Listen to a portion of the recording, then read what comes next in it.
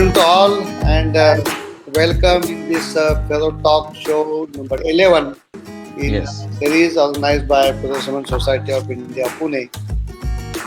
The today's guest speaker is Engineer Milind Kulkarni. He is a consultant from Mumbai. Basically, he is a structural design consultant having 36 years of experience. He has also worked with the World Bank as an advisor. He is a good trainer also, and the Fellow Cement design. He is expert in giving specialized designs for the new constructions as well as particularly for retrofitting of RCC works. Engineer Milin has a detailed study on ferrocement properties and its designs. So the today's topic will be the typical properties of ferrocement elements. The presentation by Engineer Milind Kulkarni. Good evening, everybody, and thank you very much for allowing me to present this particular talk. Because for the last 10 talks, we have been talking quite a lot of things regarding research work done and the general properties of ferrocement and how everybody is looking through their own eyes as to what ferrocement should be. So this particular talk is going to be more a little technical and is more of a data presentation of the properties of the constituents of the materials that make up ferrocement. And I'm also going to put in two small slides at the end of this presentation on the stress strain curves of concrete and ferrocement. These are the most important slides because on that we will highlight as to what is the behavior of concrete and what is the behavior of ferrocement and how it differs. Ferrocement is unique and it differs vastly from RCC, as we all know. It has a large amount of fine wire reinforcements, continuous and spread in both directions. The word continuous is very important because last lecture, Dr. Shobha ma'am had spoken about discrete uh, reinforcement in the form of fibers.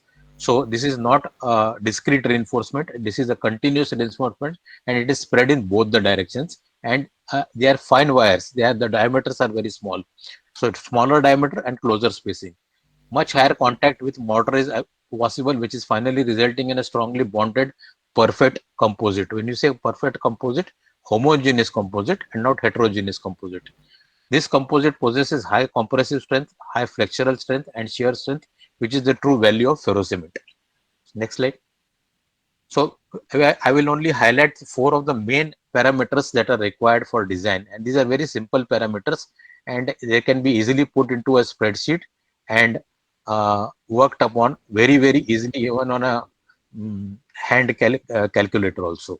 So one is the volume fraction of reinforcement, which Mrudula Kulkarni ma'am was working on and highlighting it how the volume fraction is used in their research work.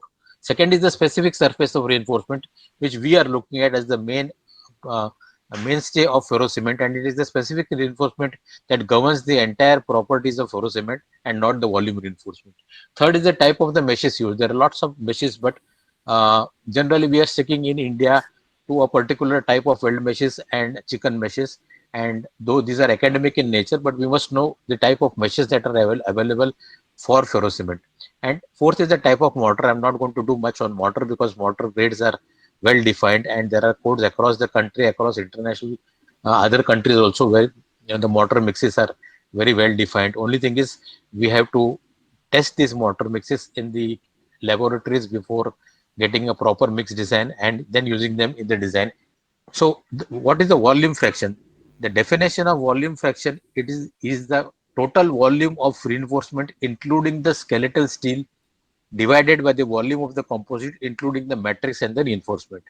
So again I'm repeating, volume fraction is the total volume of the reinforcement including the skeletal steel divided by the volume of the composite including the matrix and the reinforcement. Now it is defined as VR, and VR is equally divided VR L and VR T, that is simple as longitudinal and transfer direction. Where L and where T will be different for different type of meshes. Now we have to understand this properly because generally the meshes in India that we use are square meshes. We don't use rectangular meshes. So VR is not different from VR L is not different from VR T. So but technically speaking, you can have a mesh which is, say, for example, 25 by 50 opening size, and the diameter of the bar could be 12 gauge, and 12 gauge corresponds to 2.5 millimeter diameter. So we don't have such meshes here, but we go by equal opening meshes, 25 by 25 or 50 by 50 or whichever. So however, VRL and VRT, that is longitudinal and transverse, will not be much different, but for academic purposes, we have put that way. Next slide. So the method of calculation. Now this is the very important thing, how to calculate the VR. Now VR is equal to VRL plus VRT. VRL is longitudinal steel and VRT is transverse steel. Now this is a very simple formula which you can even remember it by heart, or put it on a small piece of paper, and or put it on your mobile also. Now VRT, VR transfer, is equal to N into pi into dW square by 2HD, where N is the number of layers of the mesh, pi is 3.14, dw is the diameter of the bar of the mesh, the bar diameter, and d is the spacing of the mesh, that is the opening size.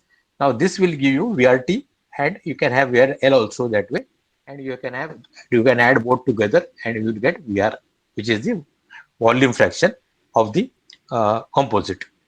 Next slide. Now I have to simplify things. I have made it a simple example of 35 mm thick section, 35 mm ferrocement section, where the steel is 6 mm Tor. Now here Tor is used and 6 mm is used because nowadays 6 mm Tor is now available in the market, and we also get 6 mm. Though I have written here, if you see welded fabric epoxy coated, uh, you get welded fabric fortunately in India now, but for the calculation purposes of this particular example, I have taken two bars, one on the other.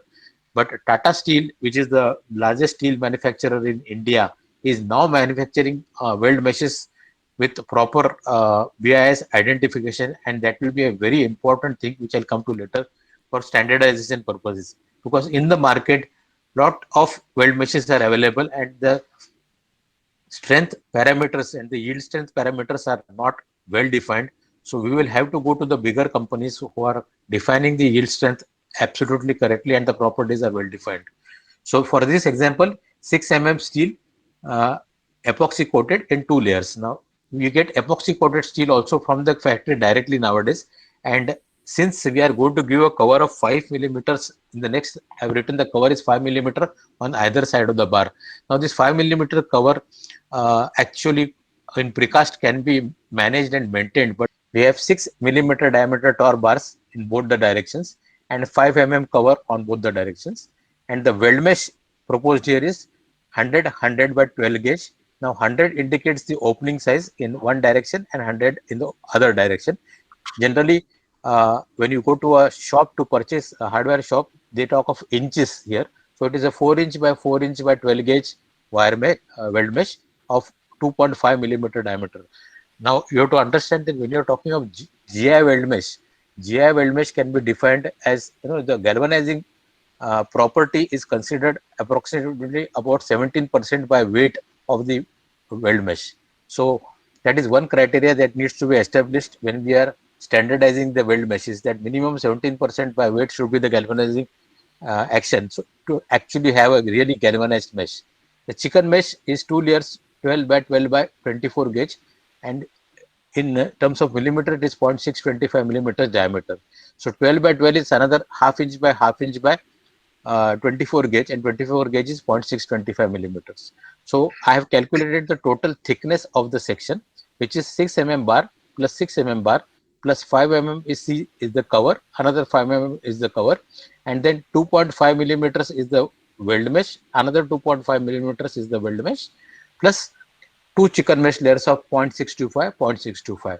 The total thickness will work out to 28.25 millimeters. We put a spacer block between these two layers of weld meshes of 6 mm bar only. So I added that 6 mm, and you get a thickness of 34.25 millimeters, say 35 millimeters. So this is how I have worked out a typical section for 35 millimeters with two layers of 100 by 12 gauge or 4-inch by 4-inch by 12 gauge. Now, if you look at the next slide, we have just done the simple calculation. The volume fraction we have calculated for each of the components of the ferrocement composite. VR is for the reinforcing steel, VR is for the weld mesh, and VR is for the chicken mesh. Now, this is a very, very simple calculation which I had earlier tell n into pi into dw square by 2hd. So, same formula is put into a calculator format. And at the end, if you see the total VR, that is the total volume fraction, considering the reinforcing steel, that is the skeletal steel, the weld mesh, and the chicken mesh. All three put together, the VR is since it's the volume fraction, the figure comes to 1.98%. So for that particular configuration that I had earlier told you, the volume fraction comes out to 1.98%. Say 2% is the volume of steel that is provided in the composite. Now we come to the specific surface. I will go a little slow on the specific surface because the specific surface is what we look at as the most important parameter to define the entire range of properties that ferrocement exhibits. The specific surface is the total bonded area of the reinforcement divided by the volume of the composite. So the specific area is the total bonded area, that is the surface area steel that you provide divided by the volume of the composite will give the specific surface. The total specific surface for various types and opening sizes are calculated and also readily available in table form for ready reference. When I say table form, Dr. Divakar's latest book has put it in table form. You can calculate, you need not calculate, you can look at the table and find out the various configurations and combinations of specific surfaces for various weld meshes. For a square grid wire meshes, SR is the specific surface, is equal to 4 times VR by D, where D is the diameter of the bar. So SR is connected to the VR in very simple way. SR is equal to 4 times VR divided by D. So once you calculate VR, SR is equal to 4 times divided by D, where D is the diameter of the wire. Next slide. Again, we have done the same simple calculation. We have calculated the SR for 3 different components of the ferrocement composite. One is the reinforcement, which is the skeletal steel. Second is the weld mesh, which are actually 2 weld meshes. That is why it is multiplied by 2. And then for chicken mesh also it is multiplied, which is also 2 chicken meshes of 12 by 12 by 24 gauge. That is half inch by 24 gauge. And the total SR is calculated. Now, the important point to be noted, in case of VR, the volume fraction was in terms of percentage, but the SR is in terms of millimeter square per millimeter cube. It's a very odd unit to be noted, but it will give you the definition very easily if you look at the surface area steel in millimeter square per millimeter cube of the composite. I have converted it into centimeter square per centimeter cube to make it slightly more better to look at rather than see a couple of more zeros and confuse ourselves. So the SR here for this particular configuration, that is the specific surface, comes to 0.358 centimeter square per centimeter cube. Now this holds a very important guideline as to at what point, if the SR is very low and VR is very high, that is the volume fraction is very high and the specific surface is low, then the composite will behave more like RCC. Now this is a very litmus test for all of us, that we should know that we are actually designing a ferrocement composite and not an RCC. So the SR will always give us a correct picture of where we are heading to. Whether if the SR value is very low, then we are heading towards the behavior like a RCC section and not like a composite that we are talking about. But once the SR actually goes above 0.35, 0.4, 0.5, then it starts behaving very strongly like a homogeneous composite. So SR will actually tell you that you are crossing the barrier from RCC to ferrocement. So when you try to put very low amount of ferrocement, chicken meshes and weld meshes in the composite, you are actually ending up designing it as a RCC. So this is a good caution point, and a minimum amount of chicken meshes and weld meshes are always required to make it behave like ferrocement composite and not like RCC. Next slide. Now the effective modulus of elasticity of the reinforcing system, ER. This is just a technical matter, just to tell that that the effective modulus of the entire system is made up of, the effective modulus is not necessarily the same as that of the wires. ER of the composite is made up of ER of the wires EAR of the chicken mesh, and ER can be determined most importantly from tensile strength on the on the specimens. Values of yield strength and ER are, for design are given by ACI 549. Now, this is a very important thing for us to know. These values were given by ACI as early as 1992 when the latest revision was done. Now, when it comes to the weld meshes and the chicken meshes that the United States of America has, or rather had in 1992, based on that they have made the properties. For all other countries like Bangladesh or India or all any other country, it will be very important to standardize the weld meshes and chicken meshes and calculate the properties of these materials. So I'll just show the next slide, which ACI 549 has provided. See, minimum values of yield strengths and effective modulus of steel meshes recommended for design by ACI 549 are. Now, if you see the yield strength for woven mesh, it is 450 MPa. For welded square mesh, it is 450 MPa. For hexagonal mesh, it is 310. Expanded metal, the XPM, what we call expanded polymer mesh, which can also be used in cement, though we are not using it in India, but it can be used. XPM is also a very strong material to be used as reinforcing weld mesh. So that also is 310, and the longitudinal is 414. So the effective modulus is given in GPa for longitudinal direction and transfer direction. Now these values are very important when you are designing the structure, because you know exactly what are the minimum yield values of the yield strength. But there is a big word of caution. These are as proposed by ACI 549 in 1992. Now almost 28 years we are moved ahead, and USA must have also moved ahead in the quality of the materials. In India also we must have moved ahead and got the better quality materials, but we have to achieve at least 450 MPa, which is the basis of a good design for ferrocement. In India also, Tata Steel has already started manufacturing welded meshes of particular specifications. So that's a welcome move. So we can standardize and get it BIS approved so that the code can specify the weld mesh to a particular BIS requirement. Next. So the effect of orientation of the mesh. Now, a lot of in the earlier lectures, we were talking about the orientation of the mesh. If it's a hexagonal mesh, we cannot reconcile the forces. The mesh provides reinforcement in both the directions.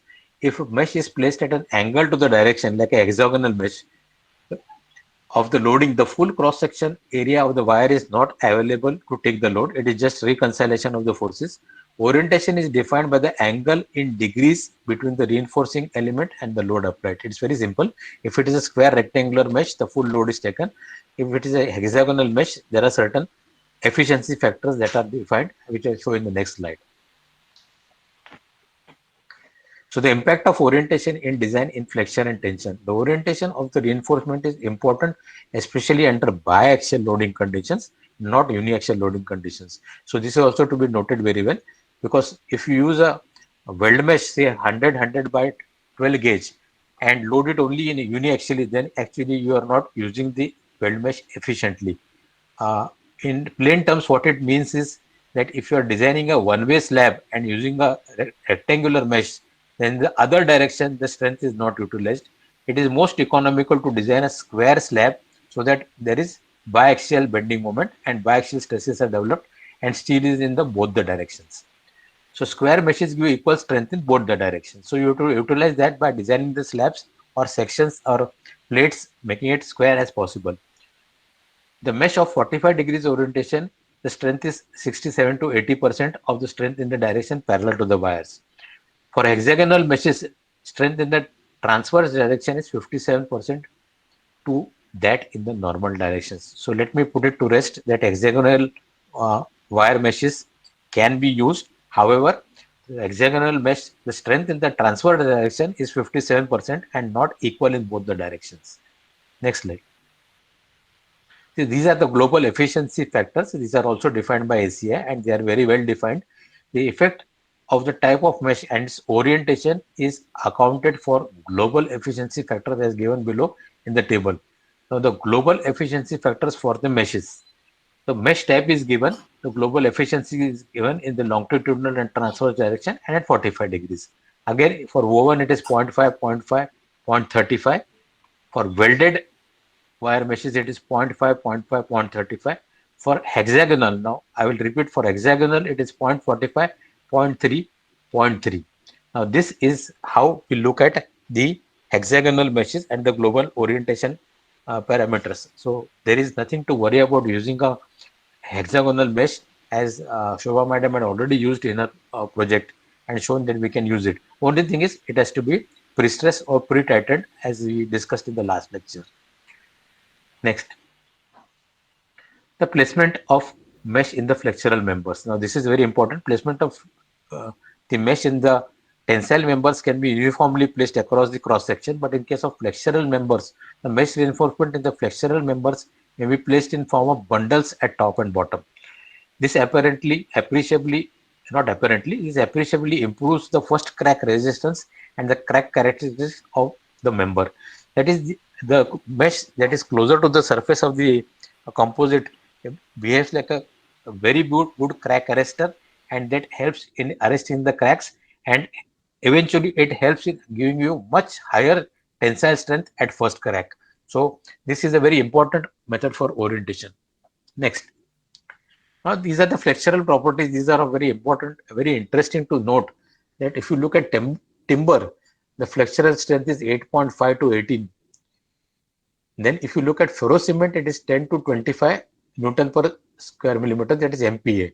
So ferrocement is 10 to 25. It is a very good flexural strength as compared to timber. And reinforced concrete is 2.7. Please note that reinforced concrete is 2.7 as compared to 10 of ferrocement. And of course, structural steel is the leader in this. The structural steel is 150 MPa, and it is far ahead of all the basic values which are given here. Similarly, the modulus of elasticity, which is very important, and it is between 0.606 to 12 in case of timber.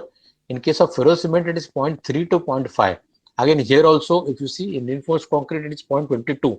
So the modulus of elasticity as compared to concrete, the ferrocement modulus of elasticity is also much better.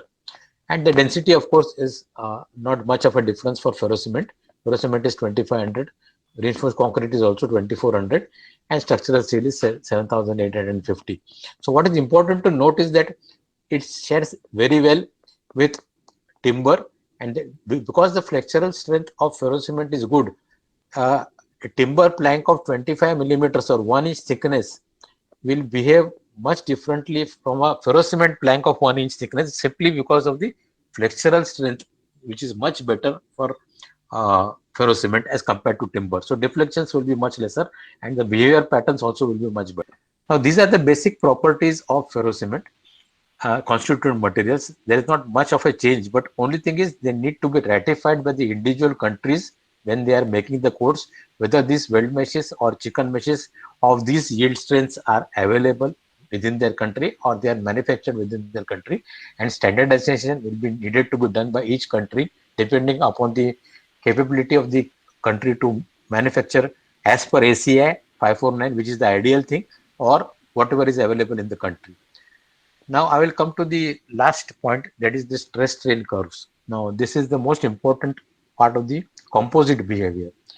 If you look at the stress strain curve for concrete, if you see from O to A, just look at the graph. I hope you can see the graph, which is the load versus elongation graph. From O to A is linearly elastic. So pure elastic behavior can be expected for concrete from O to A. That is the phase 1 of the behavior.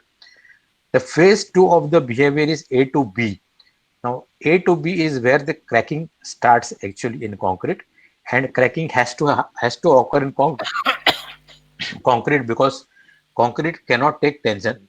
Once it starts bending, the concrete has to crack for allowing the tensile load to be transferred through bond to the tensile steel that is provided in concrete. Now this is a big issue because you are ensuring that it has to crack, and not only that, After the cracking occurs, only through bond the tension is taken by the tensile steel that is provided in the concrete section. And the third, of course, is B2C, which is elastoblastic behavior. Once it has cracked, the serviceability criteria is no longer established, and the concrete section is not valid from B to C because the cracking becomes larger and larger and the structure becomes unserviceable. So what we have in concrete is available to us in concrete is O to A, which is the elastic behavior, and a small portion of A to B. Now, the small portion of A to B, why I'm saying is because, for example, for water retaining structures in India, the permissible crack width is 0.1 millimeters. Now, similarly, for Indian IS codes, that is the IS 456 2000, very few people are aware that most of the buildings and everything are designed for a 0.3 millimeter crack width. Now, this 0.3 millimeter crack width means from A to B, you just go slightly ahead of A and you reach 0.3 millimeters, and that is where you have to stop. So beyond 0.3 millimeters, you cannot go because of the serviceability criteria as per the codal provisions for ductility and the new codal provisions that are coming in for IS 2000 in terms of long-term behavior of concrete. Now, this what it means to us is that concrete has a very limited capability to take the loads beyond 0.3 millimeter crack width. It cannot do anything. Now, I will come to the next slide, that is the ferrocement stress strain curve. Here also, you will see that the first stage, that is O to A, is also linearly elastic. But again, I will repeat, though O to A is exactly similar to concrete, it is not same as concrete. It is much better curve for the simple reason that the reinforcement in ferrocement is provided on the surface, and because of this surface reinforcement, the specific surface increases, and the surface reinforcement acts as a crack arrestor, and O2A is a much longer length in terms of ferrocement as compared to concrete. So when you reach A, when the first crack occurs, you have already taken a very high tensile load. So O to A is, of course, the point A is slightly debatable as to what is the first crack. Last time, our lecture or two behind, I think I had spoken on the first crack width as to how it is decided. It is calculated by researchers and academicians by calculating the micro strains and the difference between the at what point the curve becomes non-linear from O to A, that is after A, at what point it becomes non-linear. So it is more of an academic thing, you don't go into that. But the point is that in concrete, the A to B section was very small. If you remember, I had said that from A slightly ahead to 0.3 millimeters is the limitation in design for designers for serviceability criteria and durability criteria. So the durability criteria across the international codes is now being stringently revised, and India has no exception. So in concrete, I cannot go beyond 0.3 millimeters crack width at all. And what that means is that I have to reduce the stresses. Permissible stresses as given, I have to reduce it to ensure that the crack width is 0.3 millimeters. For example, I'll give an example of water retaining structures in RCC. When you do a water retaining structure in RCC, to achieve a zero point 0.1 millimeter crack width, I have to ensure that this tensile stress in the reinforcement steel doesn't go beyond 220 to 30 MPa or 230 Newton per millimeter square or 2300 kg per centimeter square. So uh, I have a very low tensile stress available to me to use. So the steel increases and becomes uneconomical. But in case of ferrocement, what happens? The length from A to B is completely serviceable because when cracking starts at the point A, the crack widths will be as low as 0.005 as compared to most importantly uh, in concrete, which is zero point 0.3. So even with a nominal amount of reinforcement in terms of and on the surface and increasing the specific surface of the section, we can achieve a serviceable composite from A to B, which is a very long length. And in the process, what happens? If I have to have a 0.1 millimeter crack width in ferrocement as compared to 0.1 millimeter in concrete, I can increase the permissible stress in the steel to almost 3000 kg per centimeter square or 300 MPa as compared to 200 or 210 or 220 MPa in concrete. So I get almost 800 kg per centimeter square or more than that available to me to use it for the reinforcing steel, yet achieve a crack width of 0.005 without doing any great uh, interpolations which I have to do in concrete to achieve that zero point 0.1 millimeter.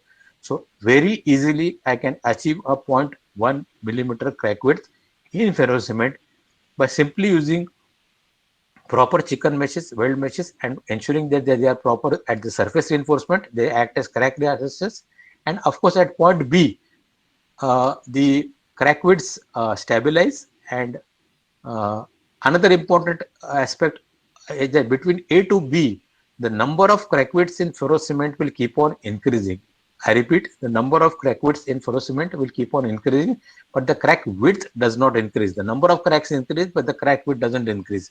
Exactly opposite what happens in concrete is between that A to B section, the number of cracks also increase and the crack widths also start increasing. The moment the crack widths start increasing beyond 0.3, we are not able to design the structure. So we have huge limitations in concrete. For me, as a ferrocement designer, I go from A to B, and ideally at point B also I can design a structure for zero point 0.1 millimeter crack width and allowing a higher tensile capacity of the steel. So this is that A to B section is the multiple cracking zone, which is popularly known in ferrocement, and every ferrocement designer should strive to design the section between A to B and not stop at A, because if he stops at A, then it's a purely linear and elastic section, and it is as good as concrete. So every structural ferrocement designer should actually be somewhere between A and B, and the most ideal point would be somewhere near B. That is the complete utilization of the ferrocement section, ensuring that the crack widths are still within the permissible limits. The steel permissible stresses in steel are also very high available to the designer, and the durability criteria is also achieved. So this is the biggest difference in ferrocement and concrete. Concrete is having huge limitations once the crack width comes into the picture. Now these are basically the properties. There is not much to be really talked about, but the red flagging is only that these were proposed by ACI 549 committee, and these are almost 28 years old, and we need to ratify them in India. The process of this load and stress strain curve is being also established in various institutes, premier institutes in India now, for the part of formation of the code. So we will also ratify this particular stress strain curve was given by Naman years back, 70s and 80s, and it has stood the test of time for so much days. But once the Indian code comes into the picture, we will also test it in India and see whether we are replicating what Naman did so many years or so many decades back. So hats off to Naman for doing all that, and even the other calculations are all also as a part of what work was done by Naman in his book. So these are establishing the basic parameters for design. In one of the following lectures, I will be taking the design guidelines and some design examples. Once you get a couple of design examples in front of you, solved design examples for members in pure tension, members in pure compression, members in flexure, it is so easy, and you'll realize the amount of tension or bending tension the section, ferrocement section takes as compared to concrete. Thank you, Milinji. This was a really eye-opening presentation, I would say, about highlighting the special features of the elements of the ferrocement material. You have presented in two sections, the material properties first, and the second and most important part was about the stress strain curve. Before going to a discussion and get the expert's opinion, I have a small query or rather a request to you. If you can throw more light on, in your presentation, you given the different properties or rather the trends of different wire meshes. Okay, so three types normally we use: the hexagonal one, the woven, and the welded. I think in the last talk show we have discussed about the welded versus woven. So now Yes. this hexagonal has also come into picture. So So just how do you compare all these three wire meshes from design point of view? We are not using woven wire meshes at all, though earlier they were being used because I know they have to be they they are not tightened pre-stressed. We are only using weld meshes, square weld meshes, GI weld meshes in design, and we are using hexagonal chicken meshes. So these are the only two materials. We are not using XPM also, what is called XPM Jali, that is expanded polymer metal, which is very good actually, but we are not using that. We are sticking to only two particular weld mesh components, that is the weld mesh, which is GI, and the chicken mesh also, which is in GI. Now the chicken meshes, they might come in very small gauges also, but we are preferring a 12 by 12 by 24 gauge or half inch by 24 gauge, because the 24 gauge, it is seen, is the most suited thing. And this work was done by Dr. Divekar, and finally he has come to that conclusion that it is important to use only 24 gauge and not go for a lower gauge, because it makes the hexagonal pattern gets disturbed. So minimum 24 gauge and is what is the correct for a chicken mesh, that is half inch by half inch by 24 gauge. And for a weld mesh, of course, by design, you can have 50 by 50 by 12 gauge, that is 2.5 millimeter, or 100 by 100 by 2.5 millimeter, or 75 by 75. You can have 25 by 25 opening size and a 12 gauge also. It all depends on the design, but all of them are available. So we are only using GI weld meshes, and we are only using GI hexagonal chicken meshes. But even within the welded meshes, what about the comparison between the hexagonal and the square welded mesh? Is there a special advantage of using hexagonal one? No, no. The hexagonal weld meshes are not coming in the normal production available here. Mhm. Hexagonal weld meshes are coming in XPM format, and we are not Okay, using XPM format at all. okay, okay. Though Thank you. XPM is available. Right, right.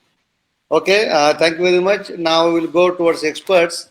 The first, I would like to invite Mr. Owen Walslagel. I have a question. One day I'd like to apply the methods of calculation and the parameters of the results to intact structures designs. Milan, Yeah. can you do that?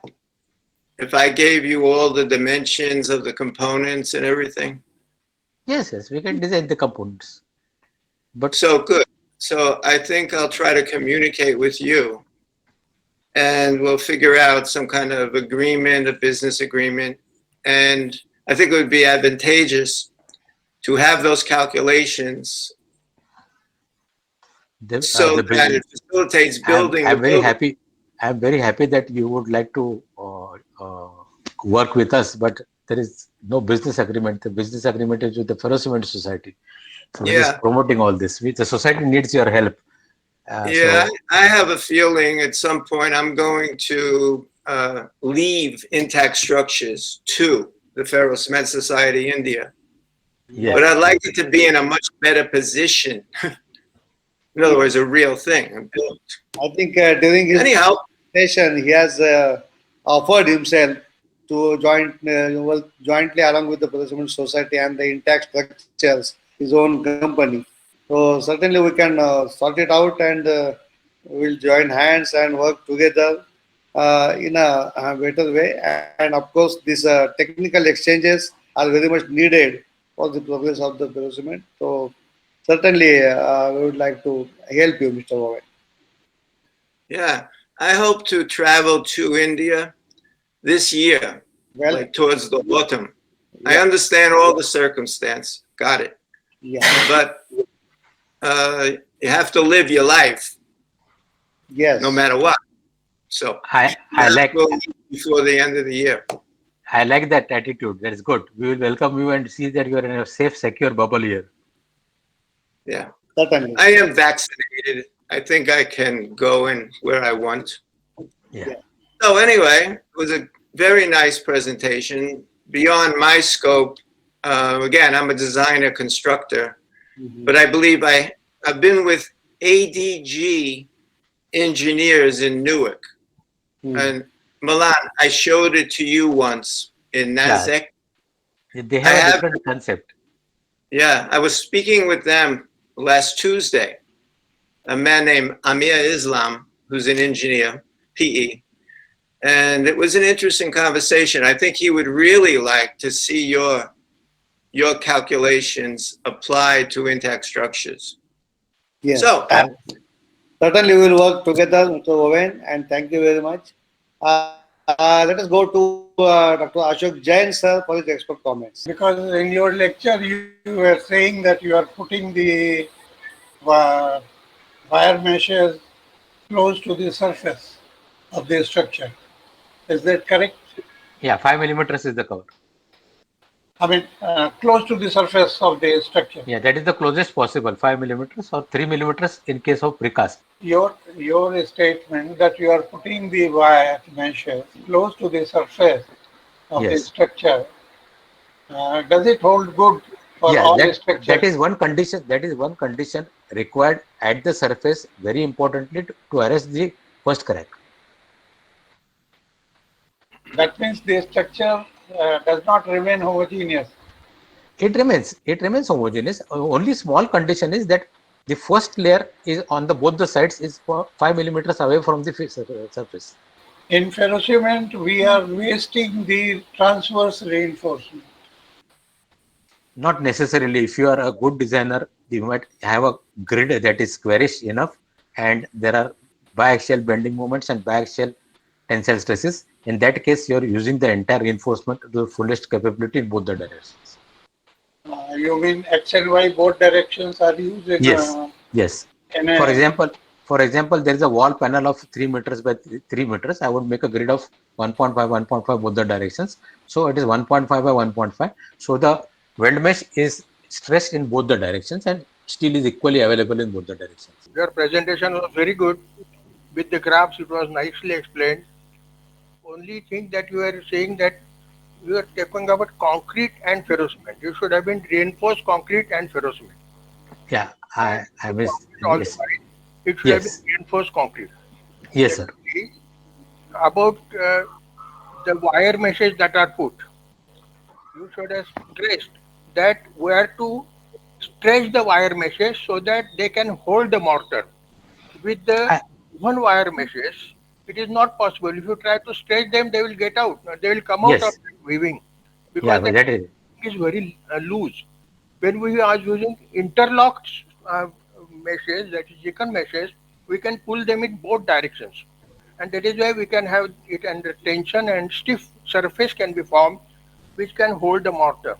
That is correct, correct. important. Then Ashok had raised the correct point that it should be a homogeneous structure. You are talking about flexure member. In flexure member, if you consider a beam which is made out of a full ferrocement, that means chicken mesh, wire mesh, and all that everywhere equally distributed, then Uniformly distributed. that member is not possible in ferrocement, because in ferrocement our basic uh, method of casting is casting the walls. We cast only thin wall elements. We are not able to cast or pour cast members like beams and columns and slab. Solid members are not cast like that. We build members out of that. Out of thin wall members, we can have hollow columns, hollow beams, hollow slabs, and that is how we build No, members. you can make trays. You can make trays of In flexure only when the member is to be considered in flexure. If it is under direct compression or direct tension, full section is utilized, and in that case, a distribution of the meshes should be throughout same, and then it becomes homogeneous material. The full section can be used there.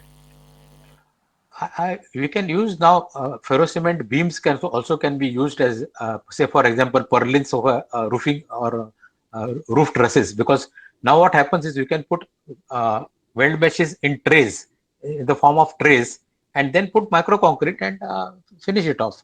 So with micro concrete of cement particle size 0.16 microns, it is very easy to pour micro concrete, and nowadays micro concrete is also coming with self curing micro concrete. So just 1 or 2 days of misting and spraying and your job is done. So solid beams can be used, but they are not economical. As you rightly said, we need to have a hollow section. I will come to the next one of the lectures when the Chairman permits me, the design, basically design guidelines, which are very important, and a couple of design examples showing how VR is calculated, how SR is calculated, and how the huge tensile strength is available to the section as small as 25 millimeters or 20 millimeters. And the real challenge is Mr. Dr. Ashok Jain has been doing is even in 8 millimeters and 10 millimeters, which is unheard of. You won't even be able to imagine the amount of tensile load or the fractural load it takes when it is tested actually in field. He has done a lot of these field testing examples, and they are very, very encouraging. Very encouraging. Yes, yes. Certainly, there are more challenges ahead regarding the designs aspects, and we are planning for the next episodes on the designs itself. Certainly, you will be the key person to give the lectures on that. Sorry, I also lost connection in between. Sri Padmanabh Leleji, you want to add some your points about this design aspects and the parameters? Sir, I cannot speak on the design form because I am working in the field. But practically, I have checked that chicken mesh. Whatever we ask for and what we get, I actually measured weight of that chicken mesh and the diameter. The Kulkarni sir was telling that it is 24 gauge, 0.6 mm. But practically, it is less. I can provide the data, whatever I purchase from the market, telling that I'll want 24 gauge, 22 gauge. Actually, we get less. No, While manufacturing, they the prove, reason is that it's a gray market as of now. yeah, For yeah, example, if you look at weld meshes in the gray market, you will get weld meshes. If you ask for 2.5 millimeter diameter, they will be 2.2, 2.3. But now Tatas have come up with weld meshes. I will share it sometime next time.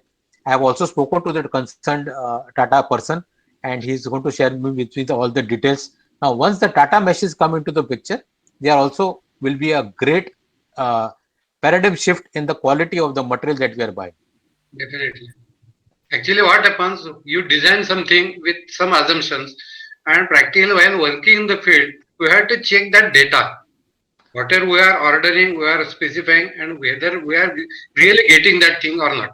That That is is very important thing while actually IS certified raw materials. For us, correct. chicken mesh and weld mesh are the heart of the system, and we cannot afford to buy it from the gray market. Just like reinforcing steel is brought from the uh, recycle market. Right, You, right. you get reinforcing steel in Jalna in Maharashtra, where it is used prepared from recycled materials. So that is very dangerous to use unless it is tested. So Yeah. we will, fortunately, Tatas have come up. Now I believe that Jindal is also coming up with weld meshes, not chicken meshes as of it, but weld meshes. Yes, they are coming in various shapes and sizes, and they have got a strong standardization, which we will need to add in our IS code. We will have to bring them on board as weld mesh manufacturer association. Yes, yes. Thank you, Leleji. I would just like to carry forward the same point about the qualities of the materials. And probably it will be the last point to discuss. And I put forth as a challenge before all the experts. Since we are having Mr. Ullasji Paranjpe here, listening very attentively and carefully today. He is from Jalavardhini, Mumbai, and he is known for the ferrocement tanks. Thousands of tanks he has constructed, particularly in Konkan area. So as he is using basically the ferrocement materials along with the natural fibers. So I would request to comment on his experiments with natural fibers. Where in fact, we should test it. He is using the long fibers as well as the small pieces also. So the laboratory testing, the academic research should be done on this because it is giving the most economical and very easily available material he is using to construct the tanks. And the further technical guidelines should be established for the construction of such tanks. So I invite the comments from all the experts about this point. First one, Mr. Parash Beji, if you want to add something, then we will get the experts' comments on this issue. We are using whatever fibers available in the market because using it with quality and all that is difficult. Difficult in the sense we need very small quantity of fibers. So we are using as it is available, and we have found no problem as far as water retaining capacity of tanks is concerned. And another thing, in a chicken mesh, we don't get this half inch by half means in a hexagonal half inch opening. We get 3/4 inch opening because whatever is available at taluka place we have to buy. So we are using that. They say it is 24 gauge and 3/4 inch opening is there, but we have found no problem with hundreds of tanks. Yes, practically, you must have seen there is no problem in kind of there is no leakage or they are strong enough. But I suggest, since you are inviting so many engineering college students and you are working with them also, so why not get tested all these materials, different experiments with the fibers? See, the So cost engineering is a college, problem. If I have to call some engineers from Mumbai and Pune, his visit fee itself, we can bring one, we can construct one more tank. Who is likely to come with, see, we take donation of 25,000 rupees for a 8,000 liter tank, and for 15,000 liter, we take donation of 40,000. If I have to call a consultant from Mumbai and Pune, his fees will be that much. no, no, And no. The point is all different, that will Balaji. be very huge. So No, no, the we point say, is different.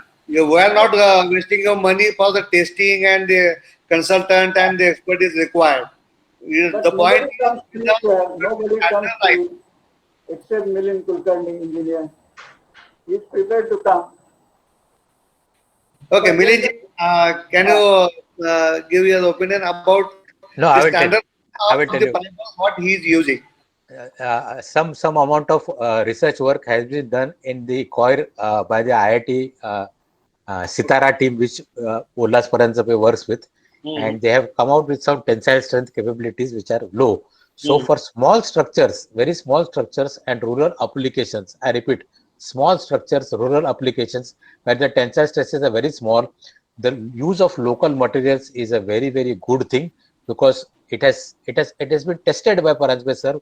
Now almost 300, 400 tanks have been built. Many a times they have been used with coil mattress, and I think in our code we will have one separate section for rural applications, and in that we can define this properly and put the limitations also as to up to what tensile strength or what tank size or something like that to ensure that they are not used for major ferrocement structures, but Yeah, and for basically, small structures they are very good.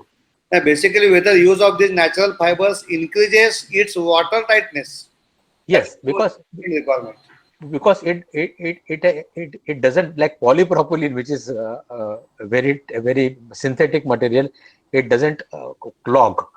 Fortunately, it disperses in the matrix and it acts like a three-dimensional uh, discrete non-continuous reinforcement. But the strength of the reinforcement is not very much good, but it does its job very well because it is three-dimensional in nature. Yes. Okay.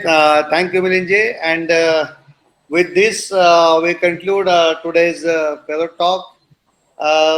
Once again, we thank Mr. Milinji Kulkarni for his nice presentation on the properties, different elements of the ferrocement component.